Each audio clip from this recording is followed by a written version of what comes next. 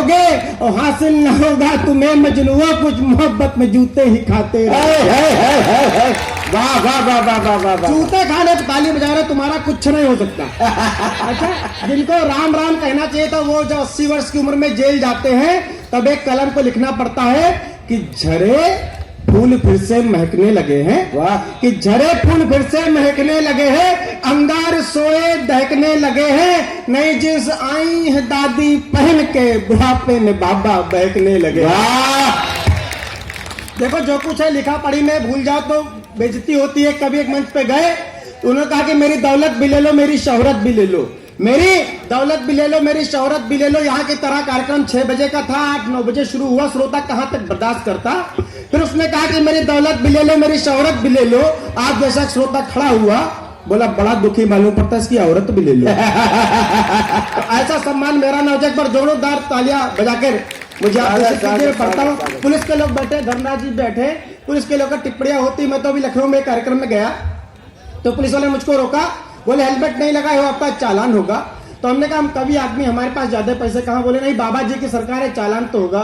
तो हमने कहा कुछ उपाय बताओ। तो बोला 500 दो, निकल जाओ। हमने कहा अगर आगे कोई रोक लेते तो उन्होंने कहा आगे कह देना लिमका। हम गए आगे, पुलिस वाले ने डंडा दिया, हमने कहा लिमका, उसने कहा जाओ। हम समझ गए कि लखनऊ में लिमका कह दो सब माफ। अगले दिन तो ओवर कॉन्फिडेंस में गए, पुलिस वाले ने डंडा लगाया, हमने सीना ठोक के कहा लिमका, उसने कहा बेटा कोने में आओ, आज का कोको कोला है। अरे वाह वाह वाह वाह। पुलिस वाले हमेशा खराब नहीं होते, इनके सम्मान में पढ़ता हूँ कि एक गरीब व्यक्ति ने एक चिट्ठी लिखी कि हे ईश्वर मुझे 20,000 रुपए की अति आवश्यकता है, गैस वाले गुब्बारे में उसने बांध के उड़ा दिए। पुलिस हमेशा गलत नहीं होती, गलत हमारा कभी कभी नजरिया भी होता है। जो महानुभाव बैठे के सम्मान में ताली बजा देना, तो उसने गैस का गुब्बारा उड़ा दिया, वो एक थाने में गिरा के, थानेदार को दया आ गई, बोले अगर इस तक रुपए नहीं पहुंचे तो उसका ईश्वर से विश्वास हट जाएगा। उन्होंने ईमानदार धर्मराज जी जैसे होंगे, इकट्ठा किए पैसे, 10,000 कुल इकट्ठा हो पाए और उसके पते पर पहुंचे। बोले लो तुमने भगवान से 20,000 रुपए मांगे थे, ये लो 10,000। अब उस व्यक्ति की टिप्पणी पर हाथ खोलना, तुमने भगवान से 20,000 रुपए मांगे थे, ये लो 10,000। उसने कहा हे भगवान, जब पैसे भेजने थे तो किसी ईमानदार आदमी से भिजवाते, पुलिस वाले ने 10,000 पार कर दिए। अच्छा, उत्तर प्रदेश में चालान पे चालान हो रहे।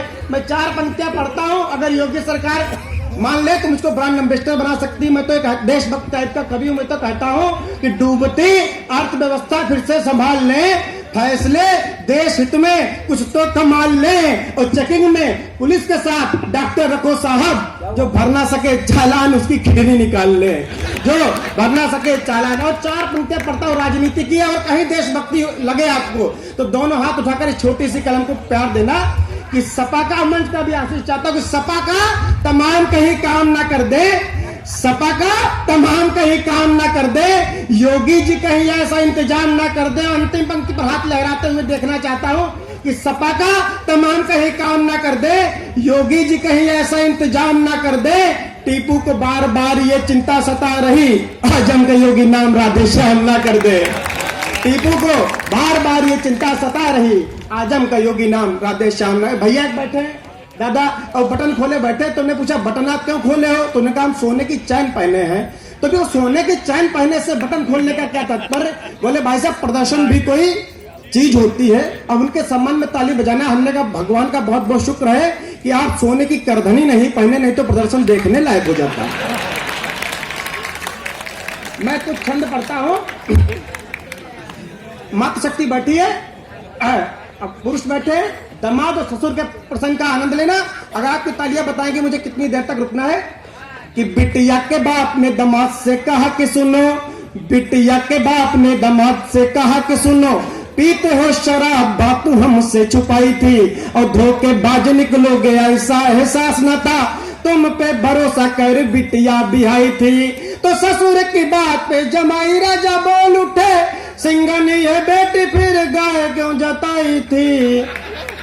ऐसे लोग भगवान कसम हंस रहे जिनको ऐसा आइटम मिला है।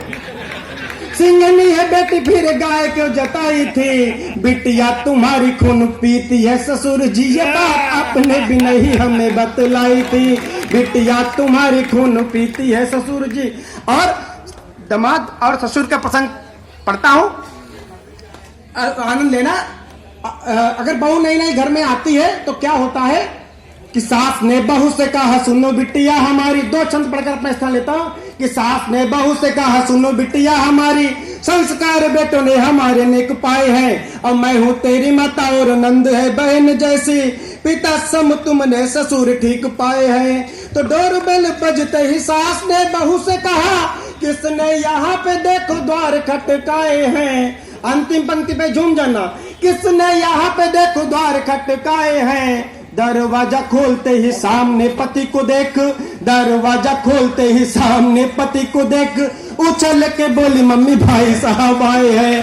दरवाजा खोलते ही सामने पति को। और एक छंद पढ़ता हूँ, जिम्मेदारी का छंद पढ़ता हूँ।